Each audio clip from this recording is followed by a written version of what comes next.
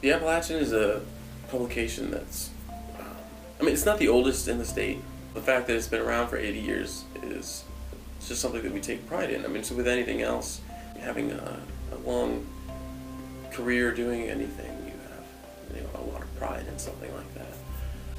We take a lot of pride in what we do, and we appreciate people continuing to read over 80 years. And when the industry has changed so much, the business model has changed so much, being able to suffer through that and to survive through that shows an incredible amount of resiliency that we have as an organization. It's a good thing to have the Appalachian on campus because it continues that legacy that we've already had for the last 80 years. And it's important to have a student publication that's run by students completely on campus to really provide a fair and balanced voice for students to address the issues that they're dealing with, the issues that are important to them. And if you have a paper run by faculty and staff, it's just not going to really provide that student voice. We're all part of the same community as journalists. We're training journalists, and we're teaching ourselves how to do our jobs differently and in better ways, more comprehensively. The staff is super dedicated. They work all hours of the day, night, weekend, weekdays. During breaks they do stuff. They go on convention trips. I would venture to say they are probably the hardest working students on campus.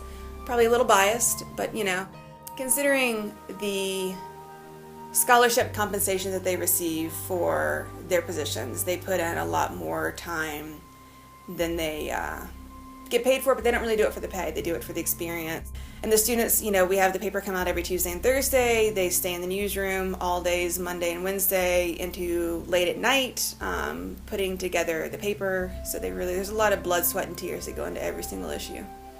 I have worked with more talented people in this office than I've worked with anywhere else, and in anything. But I've never been around a more dedicated group of people to one particular aspect, rather, of their life and of their community. They work tirelessly. They work more than 40 hours a week, a lot of them, and they're in the student union in our office much past 11 o'clock at times, no matter how hard we try not to be. But they're there, and they're doing their job, and while they're there, they're focused and determined, and I don't think you could ask for more. So I'm fortunate to have the staff that I have, and I'm fortunate to have had the people that I've had in this office as mentors as well.